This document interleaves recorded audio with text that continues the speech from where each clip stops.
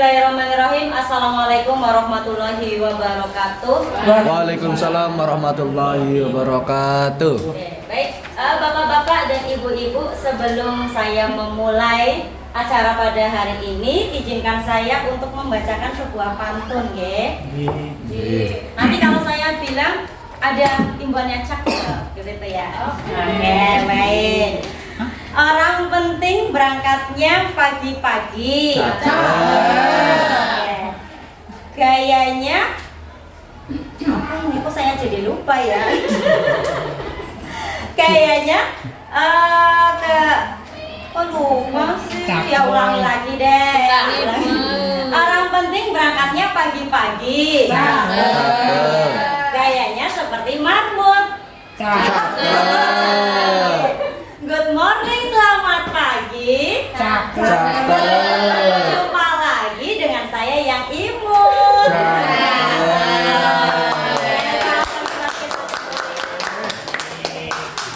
Imutnya kalau malam. Sekarang angin. Yang terhormat Bapak Wakil Kepala SMP Negeri 1 Pengadegan Bapak Turaharto.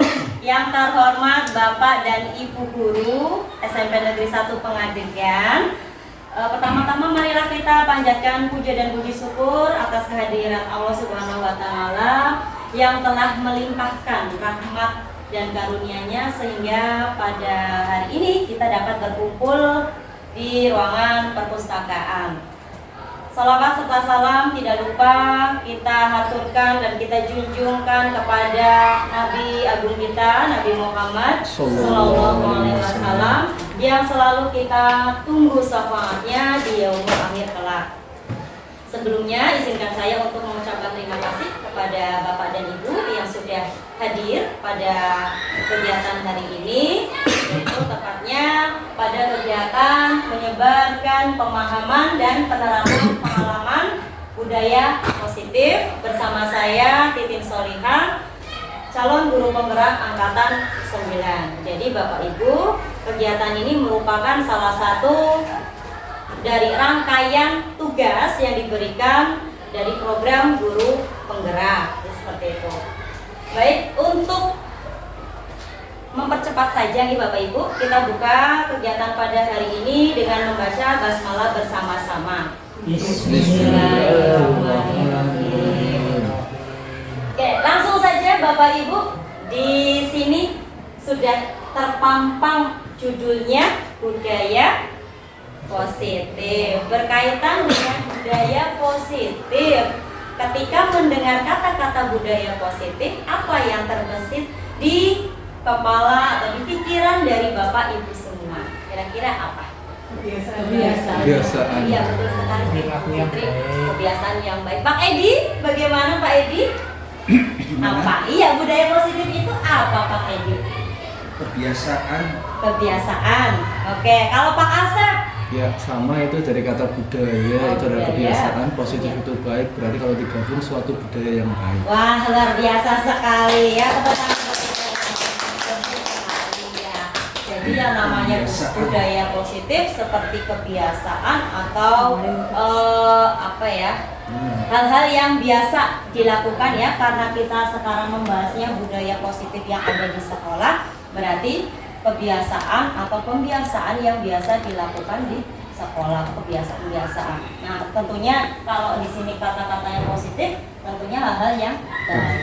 Ya, bisa diberikan contoh Pak Edi apa kalau di sini?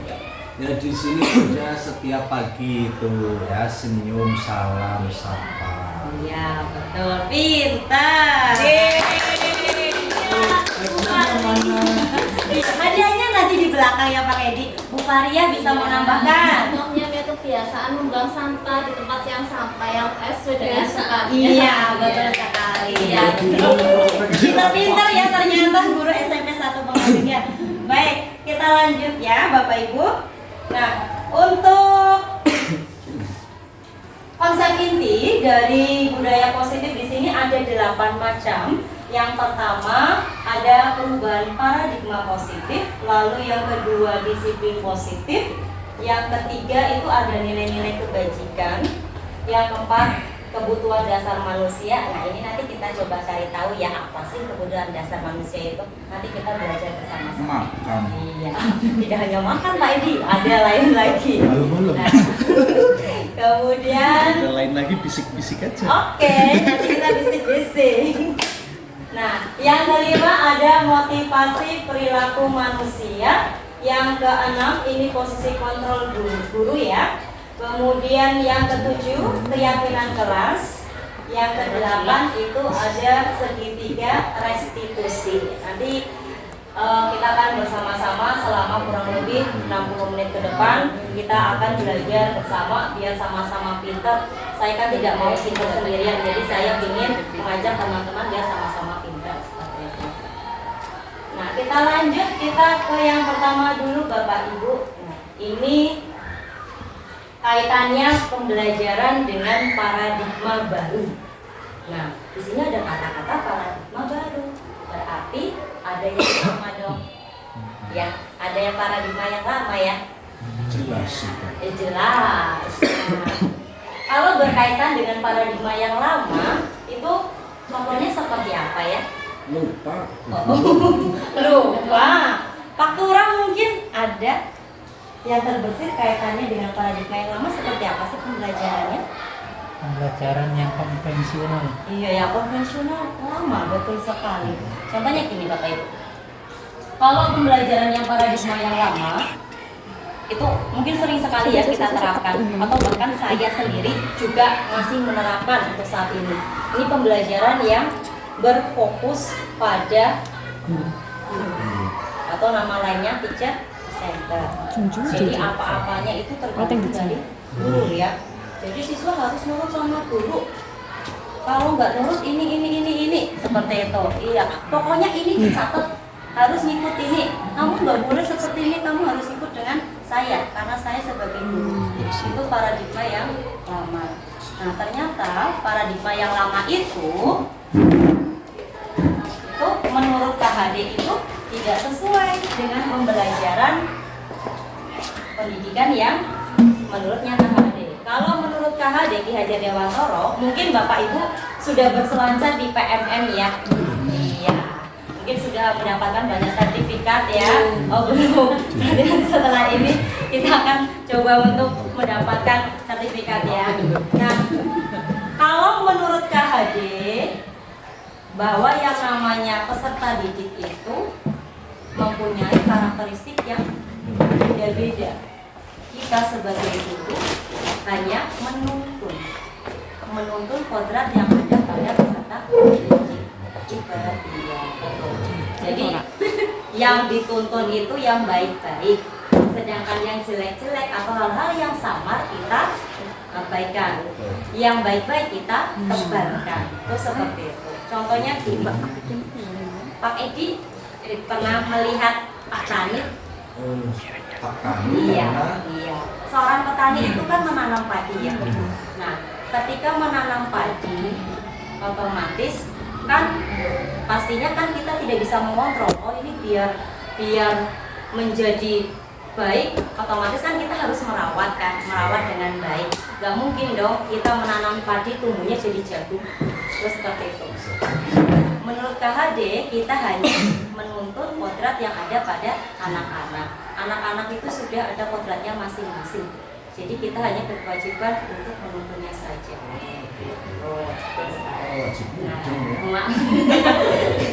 Maka dari itu, pembelajaran dengan orang muda.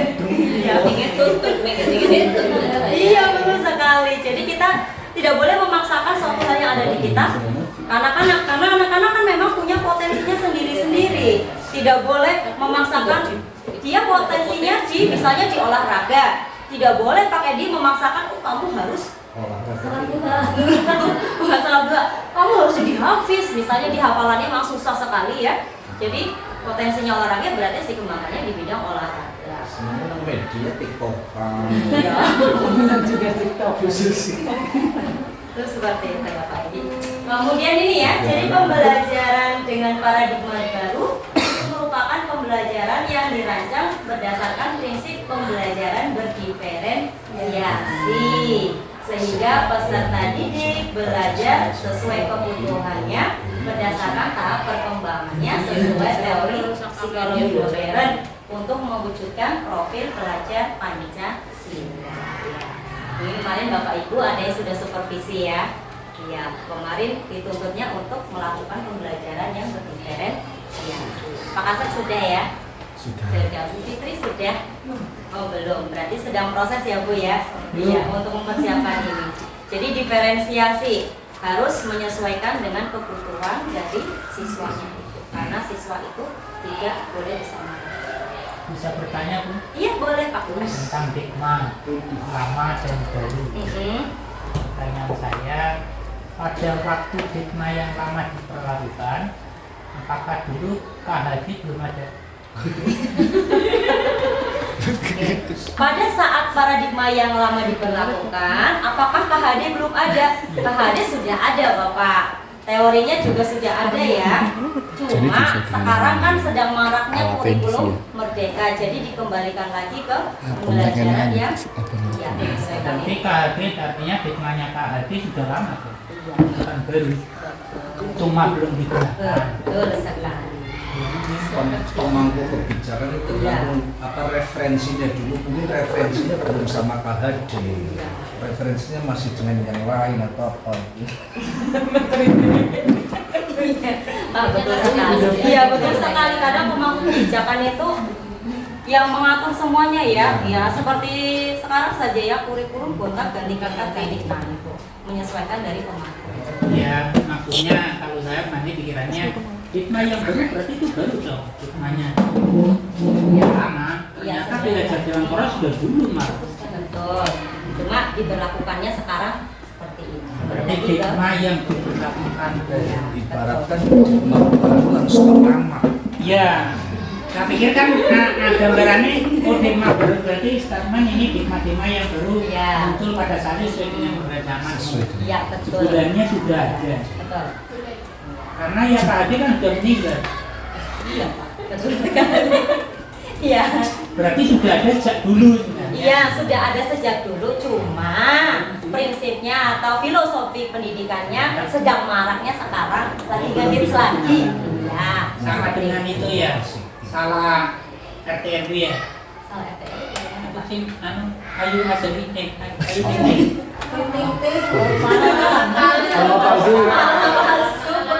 Alamat palsu. Dulu sudah ada kan ketika dinyanyikan itu Iya, ini ngehits kira-kira lagi. menggambarkan. Ya, seperti itu. Keren lah, baik. Erina Yudi, Oke, baik kita lanjut ya. Oke. Nah, ini ada profil pelajar Pancasila. Ada yang sudah hafal? Ada berapa di sini? 8. Ada berapa? Kita hitung. 3,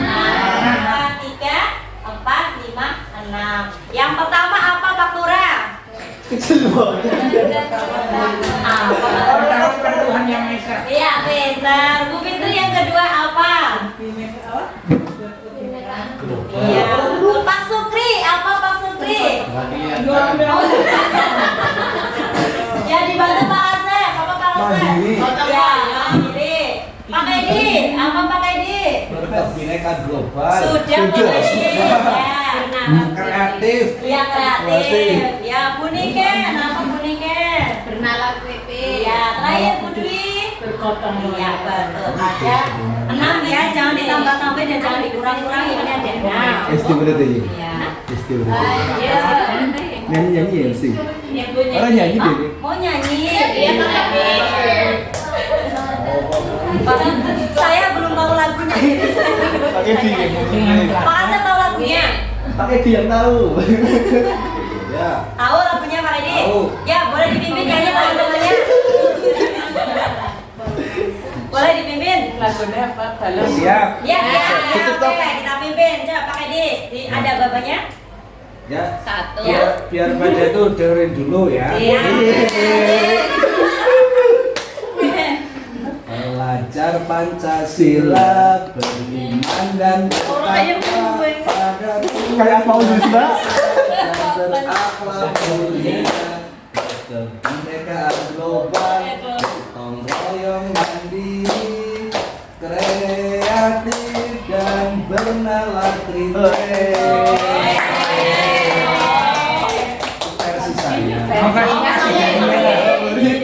Oke. Versi dangdutnya gimana? Ya tuh teman-teman yang lain mau mencoba? Oh iya Bisa aja. Oke. Nanti saya lihat Nanti lagi ya pakai ini ya. Iya, siap. Oke, lanjut. Di sini ada miskonsepsi tentang teori kontrol ya Bapak Ibu. Nah, di sini saya Ada ini. menampilkan ada gambar orang, kemudian ini ada yang mengendalikan ya. Yang pertama ada ilusi guru mengontrol murid. Apakah kita seperti ini Bapak Ibu? Iya. Ya, selama ini kita seperti ini ya. Kemudian ilusi bahwa semua akan positif, efektif dan bermanfaat. Lalu ilusi bahwa kritik dan membuat rasa bersalah mampu menguatkan karakter. Gitu. Biasanya kita juga melakukan ini ya, klik ya, dari siswa kita. Kemudian sampai bahkan membuat mereka merasa bersalah. Padahal ini tidak benar seperti itu. Kemudian ilusi bahwa orang dewasa berhak memaksa, ya Pak ya. Iya. Misalnya kita punya adik dulu waktu sekarang belum tua ya, bukan tua, matang ya. Waktu punya adik, kamu sih maksa, gini loh. Berarti kamu harus menurut aku sebagai kakaknya. Nah, biasanya seperti itu ya. Nah, ini seperti ini. Ini ilusi, miskonsepsi tentang teori kontrol yang biasa kita lakukan. Gitu. Oke. Lanjut. Di sini masih paradigma ya Bapak Ibu. Di sini mengubah paradigma stimulus respon ke pendekatan teori kontrol. Di sini stimulus responnya, realitanya, kebutuhan kita itu sama itu berbeda. Kemudian teori kalau berdasarkan teori kontrol, kebutuhan kita itu berbeda-beda. Ya sama seperti murid kita ya. Jadi semua murid itu kebutuhannya berbeda, tidak sama. Lalu semua orang melihat hal yang sama. Kalau teori kontrol, setiap orang memiliki gambaran berbeda. Kemudian kita mencoba mengubah orang agar berpandangan sama dengan kita. Kalau yang kontrol, kita berusaha memahami pandangan orang lain tentang dunia. Seperti itu. Kemudian lagi, perilaku buruk dilihat sebagai suatu kesalahan kalau yang stimulus respon. Sedangkan kalau yang teori kontrol, ya, semua perilaku itu punya tujuan.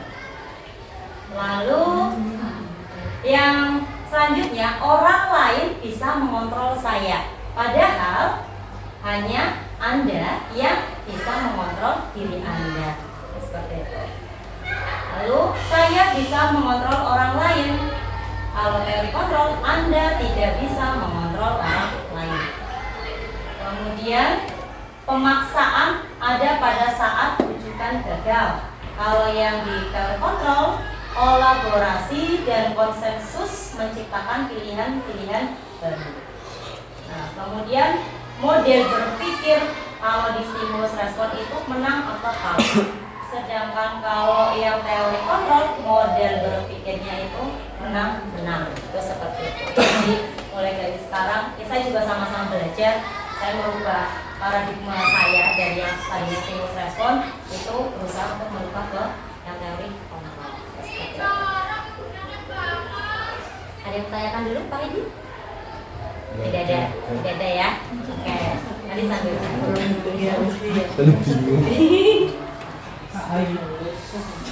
Oke.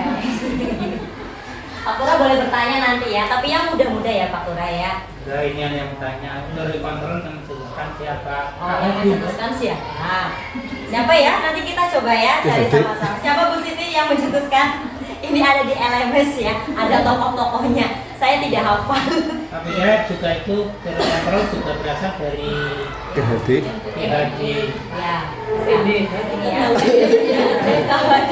Jajan Dewan. Karena semua arahnya ke sana mungkin. Iya, bisa. Dulu juga dari PHD. Iya. Seperti itu. Iya. Iya.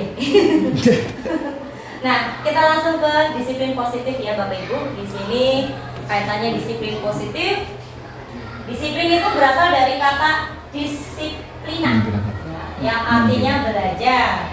Nah, sedangkan disiplin itu mengacu pada disiplin diri yang memiliki tanggung jawab terhadap apa yang dilakukannya berdasarkan nilai-nilai yang diyakini. Ya, yang kalau disiplin biasanya kita mengacu pada nilai-nilai yang kita yakini. Nah, kemudian disiplin positif ini merupakan salah satu cara penerapan disiplin yang bertujuan untuk menumbuhkan kesadaran serta memberdayakan peserta didik tanpa imbalan penghargaan, reward atau ancaman atau hukuman.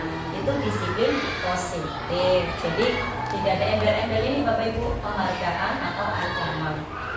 Kemudian sebagai pendidik, tujuan kita adalah menciptakan peserta didik yang memiliki disiplin diri sehingga mereka berperilaku mengacu kepada nilai-nilai kebajikan universal dan memiliki motivasi intrinsik dalam merubah perilaku ke arah yang lebih baik. Jadi seperti itu.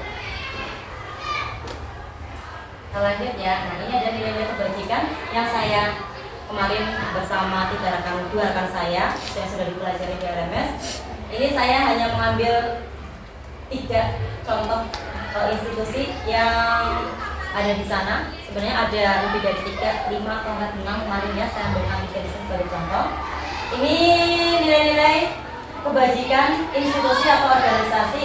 Ini profil pelajar Pancasila, kita semua sudah tahu ya. Tadi beriman dan bertakwa kepada Tuhan Yang Maha Esa, kemudian berakhlak mulia, kebenaran global, gotong royong, mandiri, bernara kritis dan kreatif. Kemudian kalau yang ini berdasarkan Ibu Primary Years Program, ini juga ada toleransi, rasa hormat, integritas, mandiri, menghargai, dan teman-temannya ini. Kemudian kalau yang selanjutnya, yang 9 pilar karakter. Yang pertama, cinta Tuhan dan segenap ciptaannya, kemandirian, kejujuran, hormat dan santun, dermawan, suka menolong, dan gotong royong, percaya diri, dan sampai toleransi. Ini adalah contoh-contoh nilai-nilai kebajikan. Pak Edi, paham? Oke. Iya, nanti kita bisa bikin TikTok untuk ini ya, nilai kebajikannya. Oke. Lanjut ya. Ini adalah topik yang tadi Pak Edi sangat tertarik sekali ya. Kebutuhan dasar manusia. Ini adalah apa Pak Edi? Bisa minta tolong dibacakan apa sih itu kebutuhan dasar? Kebutuhan manusia adalah segala sesuatu yang dibutuhkan oleh manusia untuk mempertahankan keseimbangan kondisi fisiologis dan psikologis yang bertujuan untuk mempertahankan kehidupan dan kesehatan. Oke, pinter. Baik. Nah, sebelum saya menunjukkan slide tentang kebutuhan dasar manusia, kira-kira Bapak Ibu di sini sudah mengira-ngira belum apa saja sih kebutuhan dasar kita? Kira-kira apa saja? Makan, minum, Sudah makan, minum. sandang, papan, Oh, IPS banget ya, sandal, papan. pokok, Siapa lagi? Bu Eka bisa menambahkan selain makan, lahir batin, apa kebutuhan manusia? Ya, apa kira-kira? biologi, Oh, primer sekunder. Sekunder. Oke, nggak apa-apa. Bu Fitri bisa menambahkan. Kesenangan berceria. Batin. Kesenangan batin. Iya, bisa itu kebutuhan. Iya, kasih sayang, iya, dicintai. Kebutuhannya Pak Edi ya. Iya, kasih sayang untuk dicintai dan dihargai. Betul. Kira-kira kalau nggak dicintai, nggak dihargai, terpenuhi nggak kebutuhannya? Tidak. Uring-uringan ya biasanya. Itu berapa siang ya? Oke, baik. Lanjut. Nah, ini kebutuhan dasar kita. Ada berapa ya? 5. Ada 5. Yang pertama ada ini bertahan hidup. Tadi sudah disampaikan sama Kak Tura ya. Makan, sandang, tempat tinggal. Nah, ini masuk ke bertahan hidup. Lalu selanjutnya kasih sayang dan rasa diterima. Ini misalnya rasa diterima, dipedulikan, berbagi, bersama. Gitu. Kemudian yang ketiga ada penguasaan. Nah, ini contohnya bisa harga diri, keinginan untuk dianggap. Kemudian memimpin, berprestasi, diakui dan didengar, itu penguasaan. Kemudian lagi ada kebebasan. Nah, ini contohnya mandiri, memiliki pilihan, mencoba hal baru, mampu mengendalikan arah dirinya. Dan yang terakhir itu kesenangan, misalnya bermain, humor, antusias, kemudian ini ada 5 kebutuhan dasar kita. Kira-kira apakah sudah terpenuhi semua? Bu Fitri yang belum terpenuhi yang mana? Kasih sayang. Kasih sayang juga kayaknya kemudian jadi Berlimpah. oh iya, betul sekali. Terpancar ya ini ya. Nah, kira-kira yang mana Bu Fitri yang belum? Kira-kira. Mungkin berprestasi. Yang ini yang penguasaan. Iya. Ya. Yang kalau ini dianggap pasti dianggap ya Bu ya. Oh, dianggap. Berprestasi kan mungkin prestasi yang Iya, baik. diakui dan didengar pasti sudah. Pak Edi sudah terpenuhi semua ya? Sudah. Oh, belum? Yang mana Pak Edi yang belum? Kesenangan. Kesenangan. Apakah bermain TikTok bukan kesenangan? Masih kurang. Oh, masih kurang. Berarti harus dipenuhi. Iya. Pak Yogi sudah semuanya? Berprestasi. Yang berprestasi Belum. menjadi seorang ibu yang baik itu juga prestasi loh. Iya. Prestasi sudah prestasi. Iya. Isi yang lancar prestasi loh. Oh iya betul itu Pak. Betul sekali. Jangan mundur. Sukses. Iya. Pak Sukri, Pak Sukri. Pak Supri sudah semuanya ya Pak Supri? Sudah. Oh, Belum semuanya. Yang mana yang belum Pak Supri? Kebebasan. Kebebasan. Kenapa Pak Supri? Yang kebebasan belum. Ya masih terbelenggu. Oh, masih terbelenggu. Kebebasannya kurang. Tahu tidak Bapak Ibu?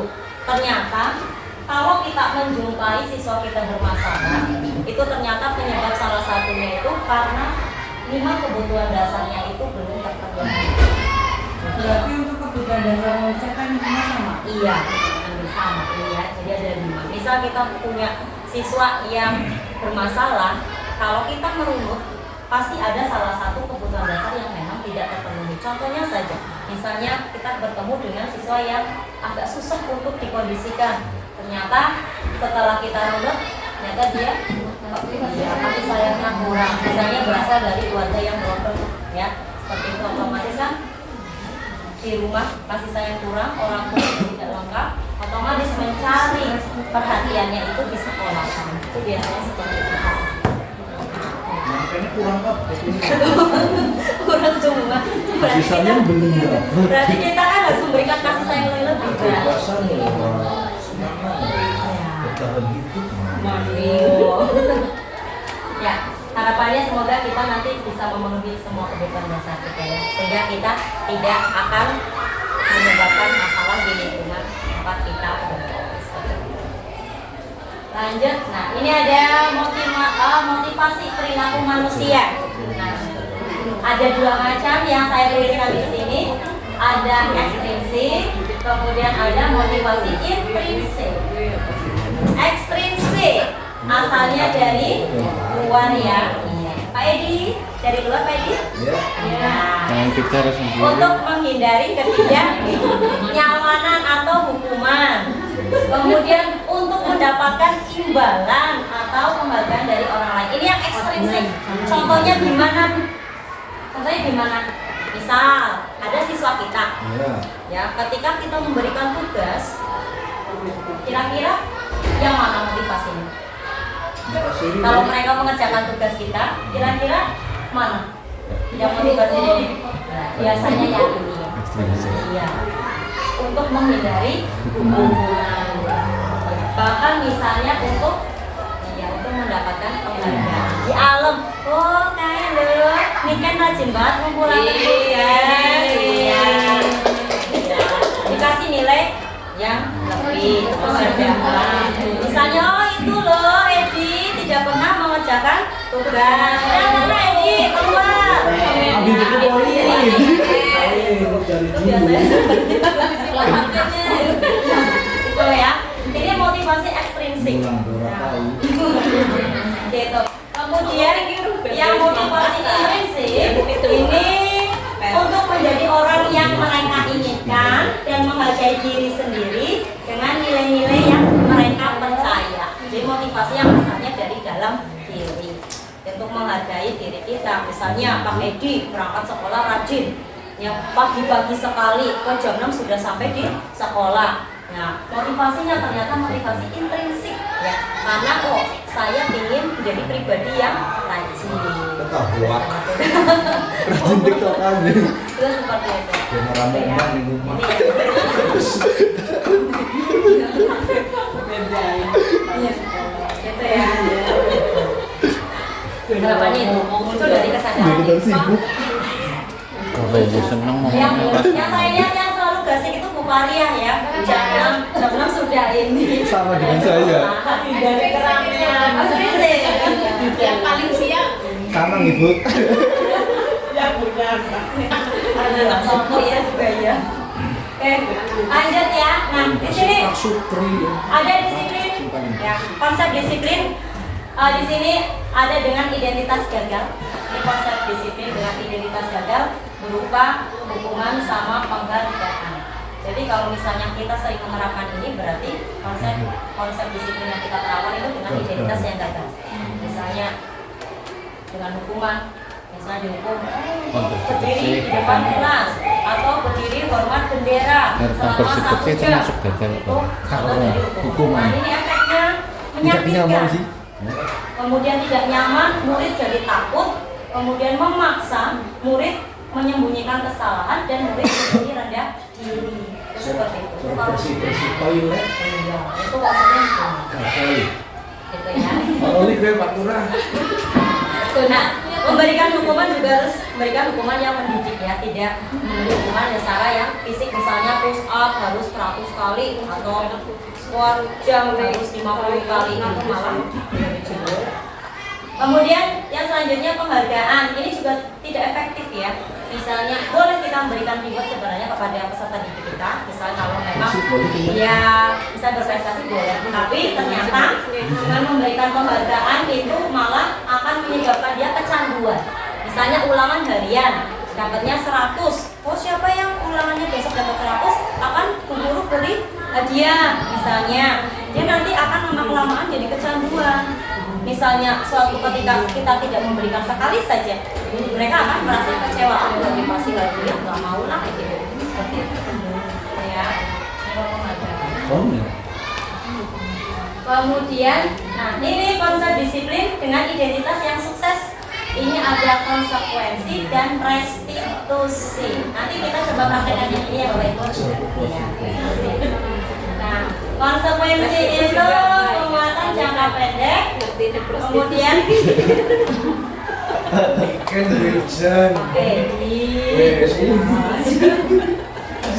kemudian ini ya, ini konsekuensi perlu monitoring berkelanjutan. Lalu ini murid menghormati peraturan, kehilangan waktu untuk memenuhi kesalahan, ini kalau konsekuensi. Kemudian kalau restitusi, ini murid berlatih untuk bertanggung jawab kaitannya dengan perilaku yang dia lakukan. Lalu fokus pada pemecahan masalah, murid menghormati dirinya dan orang lain. Kemudian cari kontrol ya, dirinya memegang kontrol. Kemudian murid bersemangat memperbaiki kesalahan. Nanti kita coba. Nanti saya akan memberikan satu kasus. Nanti kita akan mencoba mempraktekkan. Ini ya. Sekarang kita masuk ke posisi kontrol guru. Ini ada 5. 1, 2, 3, 4, 5. Kira-kira dari 5 ini yang sering dilakukan oleh kita yang mana? Kira-kira yang mana? Oh, Bu Yogi teman. Oke, Pak Edi apa?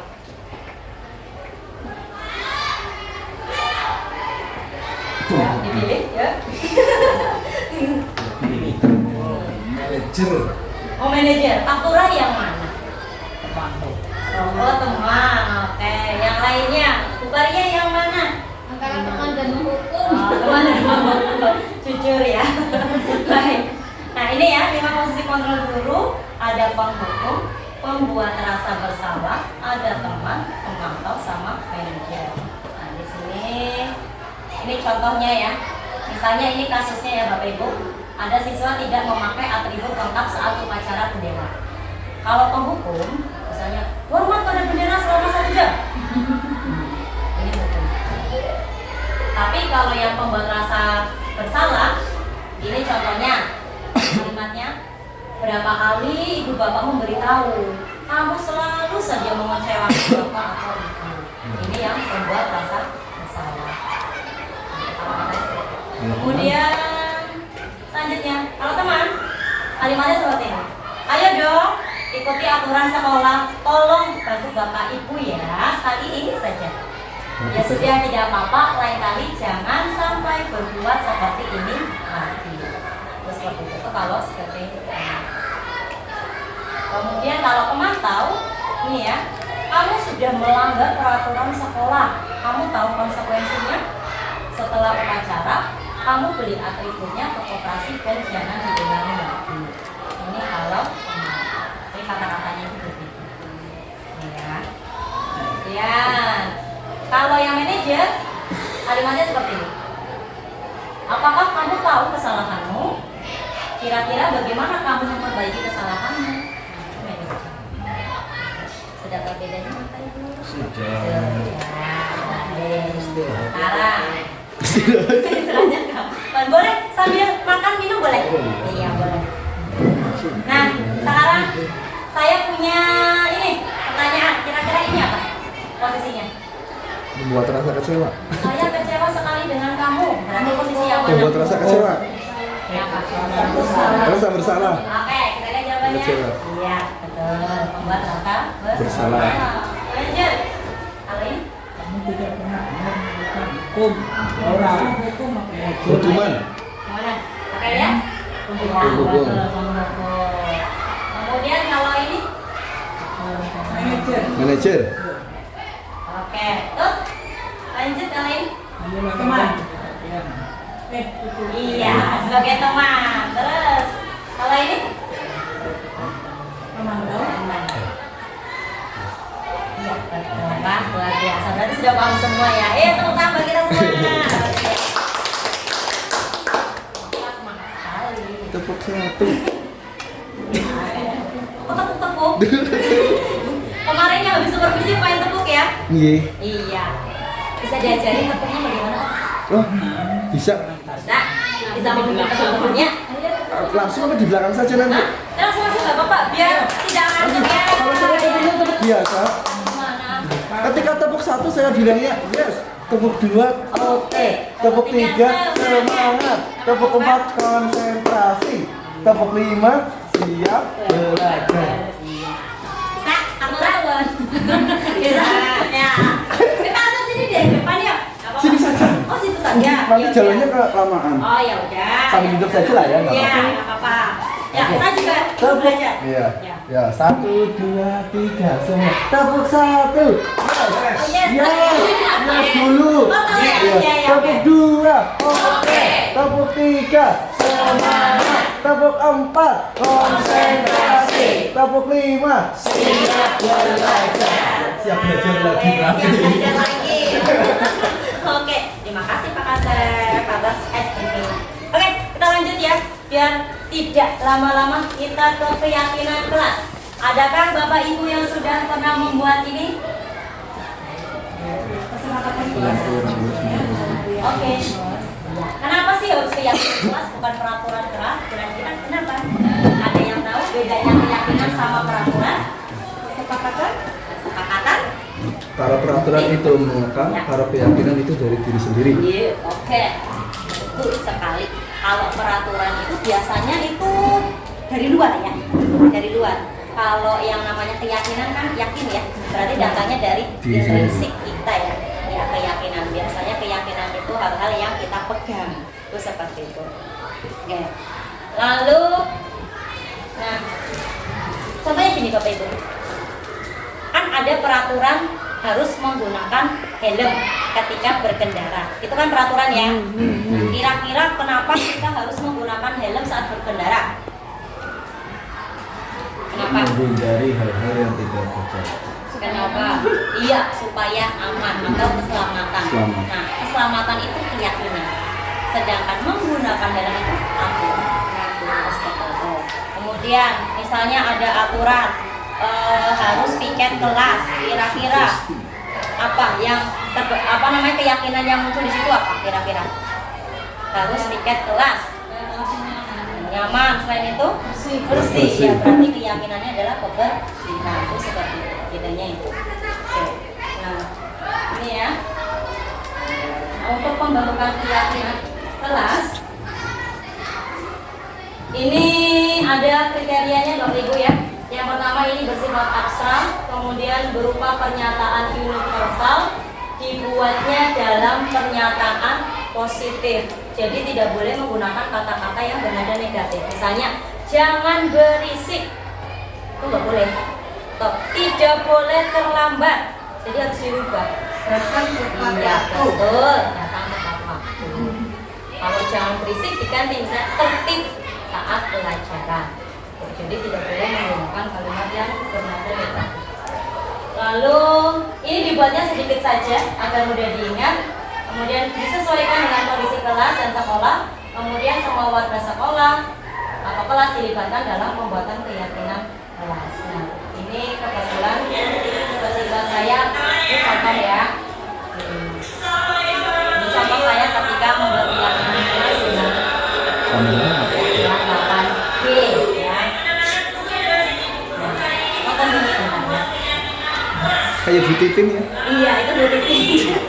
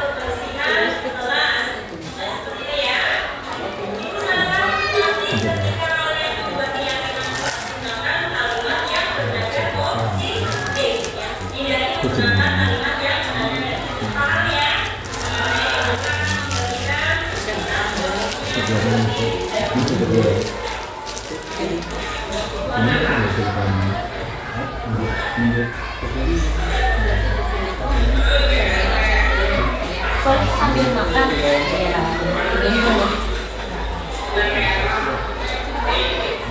saya lakukan minggu lalu ya Bapak Ibu. Jadi saya minta anak-anak untuk menuliskan kiranya peraturan-peraturan apa yang dikehendaki dari peraturan itu nantinya disarikan intisarinya apa. Seperti tadi saya contohkan, nanti baru dipilih. Kalau yang sama dikelompokkan, nanti diambil keyakinan kelasnya apa. Misalnya, mari bermacam-macam sekali ada anak-anak yang membawa buku paket, memakai seragam. Itu salah satu kelompokan berarti itu kaitannya disiplin.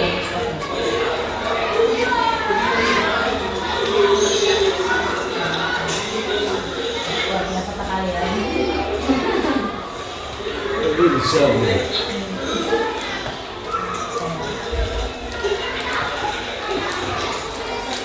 Iya, kemarin saya diberi satu. Ini ditempelkan di dalam Indonesia ya.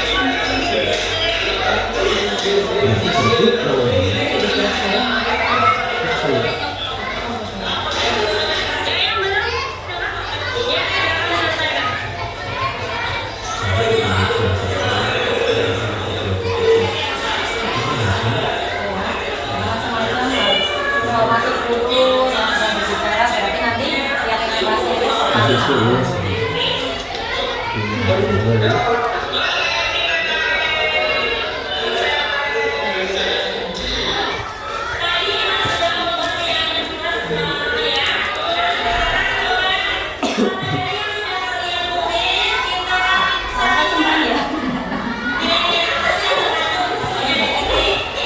Iya.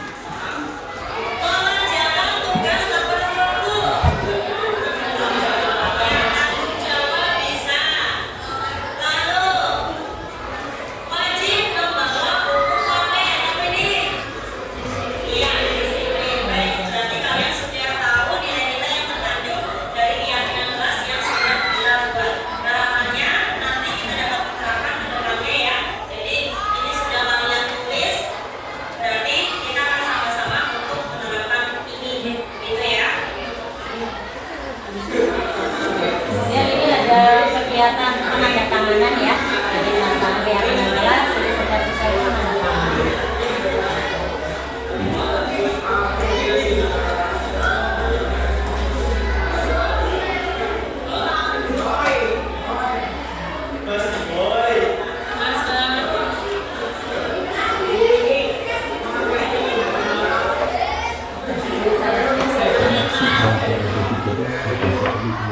Ini ya, ini tanda keyakinan kelas. Ini saya potret ketika belum saya peta-petakan menjadi yang lebih sedikit. Ini masih banyak ya Bapak Ibu.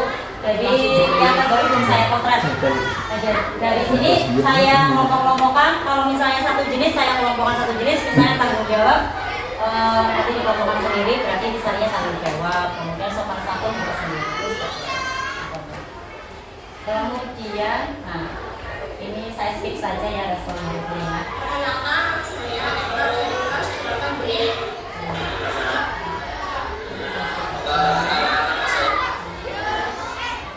Ini ada respon.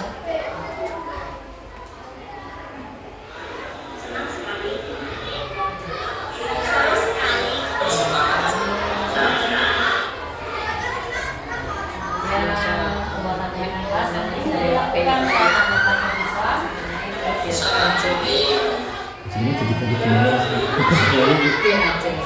Lalu di sini juga kesadaran untuk mengapa pembuatan keyakinan kelas perlu untuk dilakukan.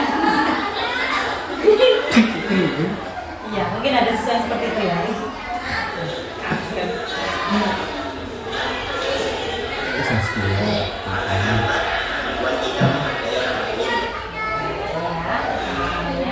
Kemudian sekarang kita ke yang materi terakhir ya, segitiga restitusi.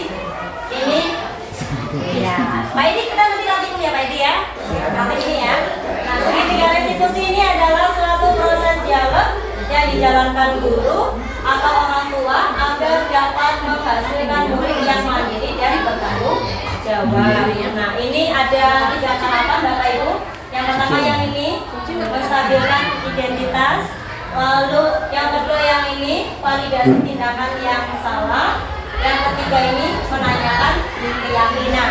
Jadi ini dilakukan ketika ada siswa yang bermasalah, kita bisa menerapkan segitiga restitusi sebagai alternatif agar siswa itu dapat menemukan solusinya sendiri. Di sini yang pertama, tahap pertama yaitu menstabilkan identitas. Nah, ini berdasarkan prinsip membuat kesalahan itu adalah bagian dari proses pembelajaran. Jadi kata-katanya nanti bisa disampaikan ke anak-anak. Misalnya ada siswanya Pak Edi tidak mengerjakan tugas. Nah, nanti bisa Pak Edi dapat mengamali berbuat salah itu tidak apa-apa, manusiawi. Pak Guru juga pernah kok melakukan kesalahan. Jadi seperti itu. Ini untuk yang menstabilkan identitas. Jadi siswa itu tidak dibuat takut terlebih dahulu. Kemudian ini ada bapak ibu tidak tertarik mencari siapa yang salah, tapi bapak ibu ingin mencari solusi dari permasalahan ini. Seperti itu. Kemudian tahap yang kedua, ini validasi tindakan berdasarkan prinsip setiap perilaku itu berupaya memenuhi suatu kebutuhan tertentu. Nah, ini ya, misal Pak Asep punya murid bertengkar ya di kelas. Nah, ketika validasi tindakan ini bisa diucapkan seperti ini. Padahal kamu bisa ya melakukan yang lebih buruk dari ini. Gitu. Misalnya ketika bertengkar tanya juru bakat. Nah, nanti boleh disampaikan ketika validasi tindakan kamu bisa, padahal bisa ya melakukan lebih buruk dari ini gitu. Jadi gitu. Kemudian kamu pasti punya alasan mengapa melakukan hal itu. Kemudian lagi, kamu patut bangga pada dirimu sendiri karena kamu telah memenuhi sesuatu yang penting bagus. Kemudian yang selanjutnya, tahap yang ketiga, ini menanyakan keyakinan. Kalau ini berdasarkan prinsip teori kontrol bahwa pada dasarnya kita termotivasi secara intrinsik. Nah, ini bisa ditanyakan, apa keyakinan kelas kita? Nilai-nilai apa yang telah kita sepakati? Bisa dijawab kok. Saling menghargai teman lain. Berarti kalau seperti itu waktu terjadi kejadian bertengkar kira-kira sesuai tidak dengan nilai keyakinan kelas kita. Kalau dijawab tidak sesuai, nah berarti solusinya bagaimana? Kemudian kita nonton. Ini saya punya video dengan sisi. Ini contoh segitiga. Kenapa segitiga?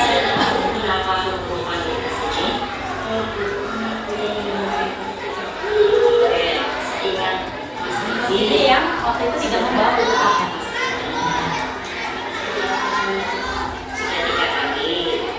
Tidak membawa buku paket itu sebenarnya satu saat ya. Nah kemudian guru ini ya, guru yang namanya kalau tidak salah itu manusiawi masih sih ya. Ini juga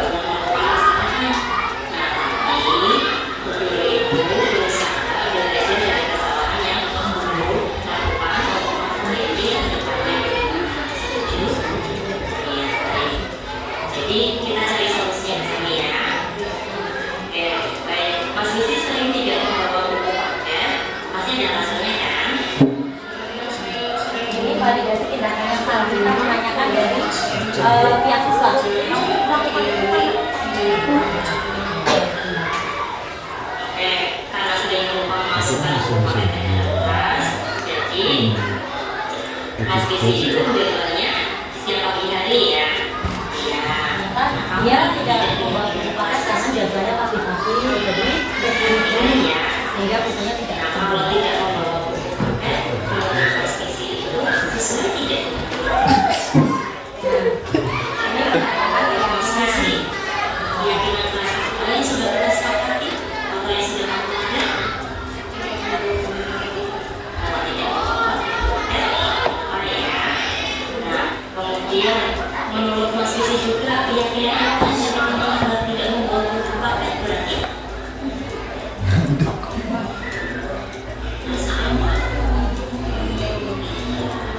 tidak bertanggung jawab. kemudian Mas Kisi ya, menurut Mas Kisi tanggung jawab itu penting tidak?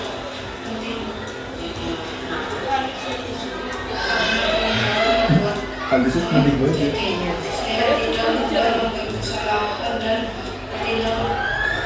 Oke, seperti itu ya.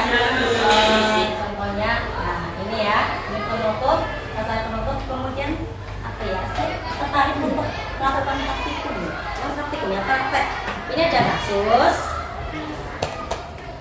Pak Edi bersedia? Iya, bersedia jadi apa? Siswa atau gurunya?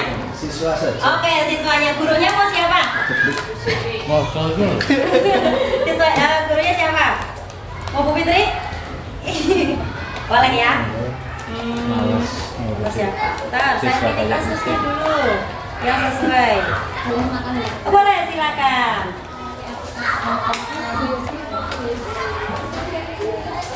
Ini nama sih mana nih? Ini Pak Supri mau minum beda. Sprite. Oke, yang ini.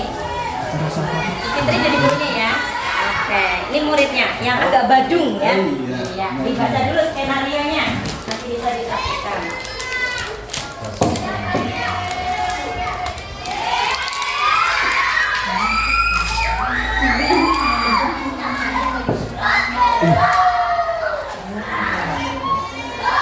Bawahnya juga bisa untuk praktek misalnya nih, Bu. Boleh.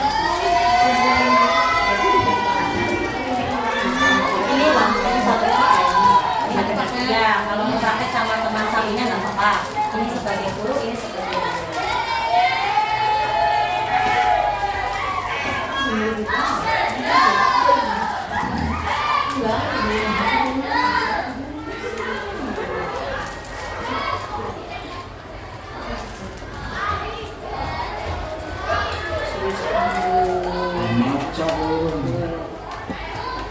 Kalau tidak salah itu kasusnya Ali ya.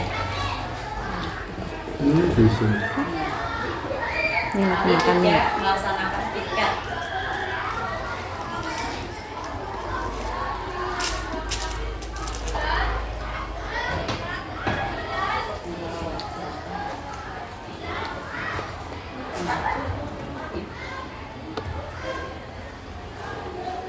Sudah Pak Edi? Sudah paham? Kasusnya apa Pak Edi? Ya intinya lu jadwal piket, terus saya menyelinap atau keluar tidak piket ketika teman-temannya tidak melihat, terus saya jajan di warung depan. Nah, di situ terus saya dipanggil oleh wali kelas. Iya, wali kelasnya Bu Fitri ya. Iya, oke. Bisa dipraktikkan ya? Boleh. Sedangkan nggak apa sih biar ini pakai ini sama Bu Fitri maju ke depan. Ini penanganannya dengan cara yang Iya, pakai segitiga restitusi dari yang menstabilkan identitas, kemudian ada validasi tindakan yang salah, sama yang terakhir itu yang ini menanyakan keyakinan. Iya, ada 3 tahapan. Ya, Pak Edi. Iya. Pak Ali. Ciko. Ya. Ceritanya Ciko ini ya dipanggil sama wali kelasnya setelah kabur. tidak tahu nanti kedepannya dengan Ya, tidak sambil berlatih ya. Ciko. Iya. Enggak salin. Panggil ke sini. Tahu tuh. Minum Pak. 1 Pak. Berbagai macam cara. Tidak tahu. Tidak tahu. Oh, tidak tahu. Tadi ketika jam pelajaran pagi, ketika teman-teman kamu melaksanakan tugas piket, apa yang kamu lakukan? Tadi saya makan keluar kelas sekolahan itu di warung. Lalu. Iya. Sesuai iya kan kita jadi siswa. Iya. Di impor juga boleh. Ya. Oke, kamu makan dua, sementara kamu tahu kan bahwa hari ini kamu melaksanakan tugas piket juga dengan Terus itu lu maning. Bosan dengan membersihkan soal rambu-rambu. Kalau jawabannya seperti ini Oke, berarti kamu bosan. Maksudnya junjung. Kalau piket itu kan Jangan dijunjung. sekali. Melaksanakan tugas seminggu sekali itu bisa menyebabkan kebosanan itu bagaimana ya? Setiap hari sudah bersih-bersih. Baru isi hati banget. Tapi kamu merasa nggak kalau kamu itu tidak melaksanakan kebersihan di melaksanakan piket itu termasuk apa? Kamu merasa ada perasaannya lain atau tidak? Asal dan saya intinya tidak melaksanakan tugas bagian membersihkan kelas. Ya, guru memahami lah bahwa setiap tindakan kamu pasti ada alasannya. Alasan kamu tadi mengatakan bahwa kamu itu bosan. Oke lah bosan, tapi paling tidak kamu juga harus menyadari bahwa kamu mempunyai tugas yang lain, yaitu melaksanakan tugas tiket. Jadi tolong untuk lain kali tugas dikerjakan dengan baik sesuai dengan apa yang telah kita sepakati bersama, ya. Begitu atau Solusinya bagaimana Bu? oh, solusinya Kita ya. akan dari siswa. Untuk Ciko Pak. Ciko ini. Untuk Ciko, kamu sudah merasa bersalah bahwa kamu tidak melaksanakan tugas tiket. Terus apa tindakan kamu ke depan? Setelah kamu mengakui ke guru kamu merasa bersalah tidak melaksanakan tugasnya. Yang pertama status dulu, yang kedua saya tidak akan mengulangi kesalahan itu lagi dan akan berusaha untuk tidak terulang kembali. Baik, Ibu terima alasan kamu, Ibu terima janji kamu ya untuk tidak mengulangi lagi. Ya, jadi anak yang baik ya, Cik. Iya, temannya piket ya kamu ikut piket supaya tidak ada timbul keirian dan kamu juga tidak menyalahi kesepakatan yang sudah dibuat bersama-sama. Begitu Bu kurang lebih. Ya, Mama. Ya, kasih tepuk tangan buat Bu. Ciko dan wali kelasnya. Oke. Bu Fitri kayak ngomongin kita menangis. Iya, berarti mendalami perannya. Iya. Baik, terima kasih Bapak Ibu. Tadi kita sudah mempraktikkan segitiga restitusi ya. Tadi sudah runtuh sekali, Bu Fitri sudah berperan sebagai guru dengan sangat sabar menghadapi Ciko yang agak susah untuk diatur ya. Ciko kenapa pusing? Iya. Nanti segera ya setelah ini konsumsi datang. Baik. Ini materi terakhir Bapak Ibu, mungkin dari saya cukupkan untuk pertemuan kita pada siang hari ini. Semoga ilmu yang tadi kita pelajari bersama bermanfaat untuk kita semua. Kurang lebihnya saya mohon maaf. Sekian dari saya. Wassalamualaikum warahmatullahi wabarakatuh.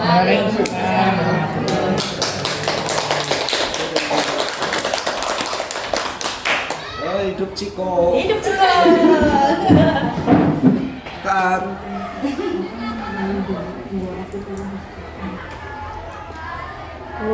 Sudah selesai Bu Esti. Iya, sudah selesai. Gantian sekarang yang kedua siapa? Saya bagi makan dulu kali ya. Iya, makan dulu Oh, aja. makan siang dulu. Udah.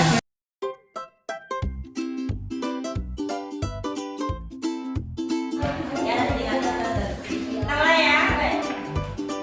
Assalamualaikum warahmatullahi wabarakatuh. Oke, baik anak-anak, sesuai dengan janji Ibu Guru, kali ini kita akan membuat keyakinan kelas ya. Nanti Bu Guru bebaskan kalian untuk menulis kiranya aturan-aturan apa yang nantinya akan kita sepakati sebagai keyakinan kelas kita. Nanti Bu Guru akan membagi kertas post-it ke kalian. Kalian boleh menuliskan sebebas kalian, seingin kalian mau menuliskan apa terkait keyakinan yang nanti akan kita buat. Contohnya, misalnya menghormati orang lain seperti itu. Kemudian misalnya lagi menjaga kebersihan kelas. Contohnya seperti itu ya. Diusahakan nanti ketika kalian membuat keyakinan kelas gunakan kalimat yang bernada positif ya. Hindari menggunakan kalimat yang bernada negatif. Paham ya? Baik, kita akan membagikan kertas post-itnya terlebih dahulu. Warna apa?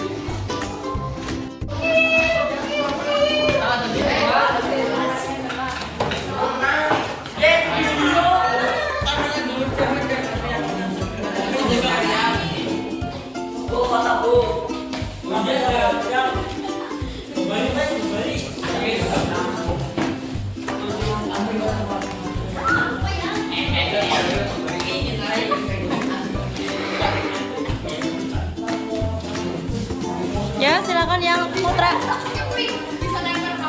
Yang putra, silakan maju.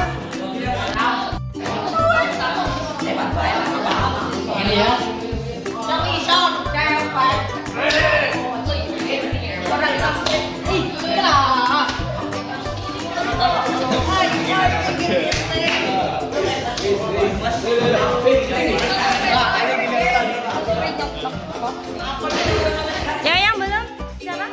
Ya, silakan diselesaikan.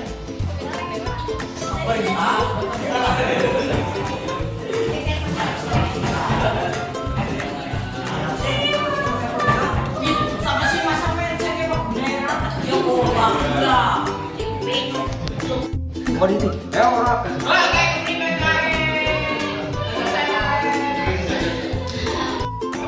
kita sudah membuat keyakinan kelas bersama-sama ya. Nah, sekarang coba dari yang sudah kalian tulis kita sarikan. Nilai-nilai apa sih yang terkandung? Contohnya di sini. Ini ditulis oleh Mbak Rizky Nur. Mengerjakan tugas dengan tertib. Berarti nilai yang terkandung apa? Mengerjakan tugas dengan tertib. Berarti apa? Tanggung jawab. Ya, tanggung jawab. Kemudian wajib menggunakan sepatu hitam polos. Berarti apa? Disiplin. Oke. Kemudian menghormati guru yang sedang berbicara. Apa? Iya, sopan santun. Lagi mengerjakan tugas tepat waktu. Ya, tanggung jawab bisa. Lalu wajib membawa buku paket. Apa ini? Iya, disiplin. Baik, berarti kalian sudah tahu nilai-nilai yang terkandung dari keyakinan kelas yang sudah kita buat. Harapannya nanti kita dapat menerapkan ke depannya ya. Jadi ini sudah kalian tulis, berarti kita akan sama-sama untuk menerapkan ini, gitu ya.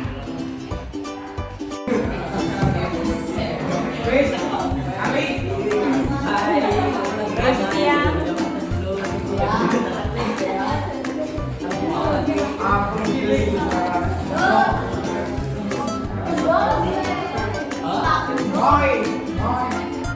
Mas Boy. Asma.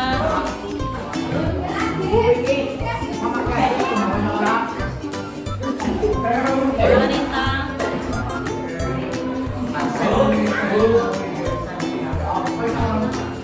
Aziza.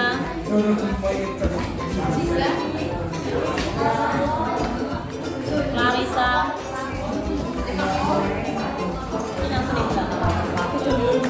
Dimas.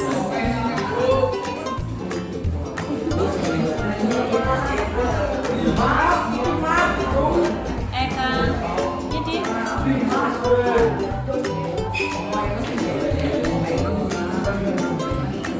Enci.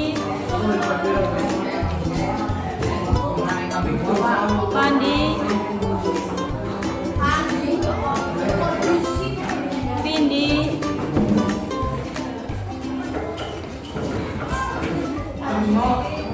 Gilang.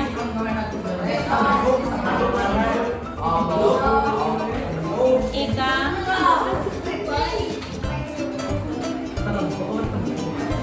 Ilham.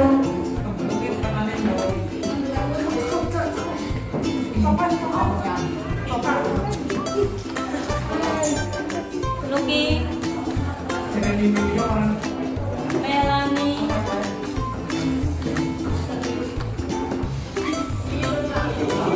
Muhammad Firdan.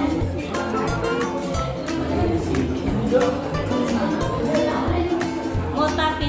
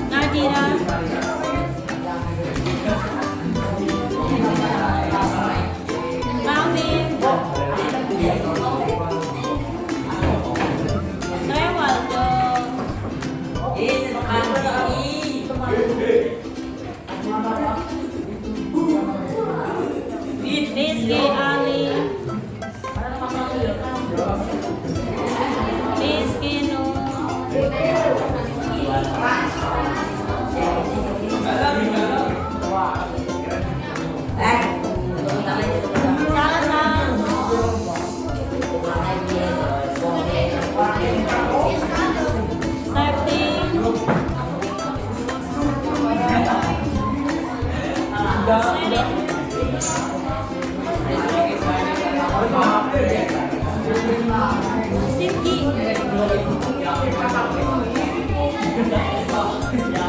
Siap.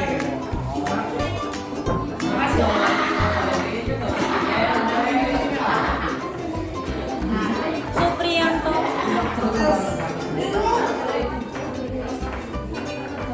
Safika.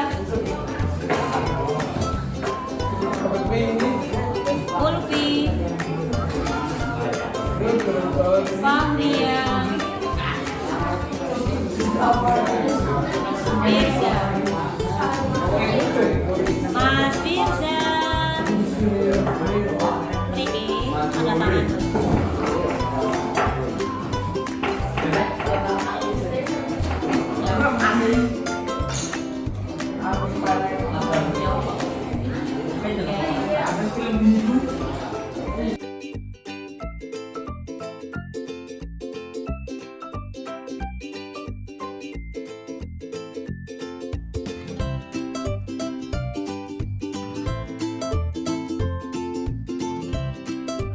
Perkenalkan, nama saya Eka dari kelas 8D. Perkenalkan, nama saya Aan dari kelas 8D. Perkenalkan, nama saya Eka dari kelas 8D. Perkenalkan, nama saya Rewaldo dari kelas 8D. Perkenalkan, nama saya Adila dari kelas 8D.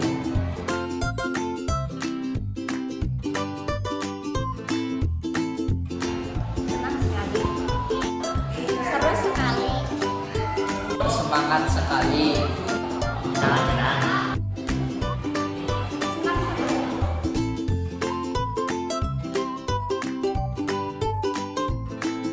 Sangat penting. Sangat penting. Sangat penting.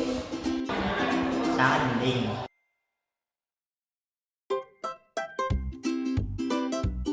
Karena dapat menemukan rasa takut. Karena dapat membuat Karena dapat membuat kita menghargai orang lain.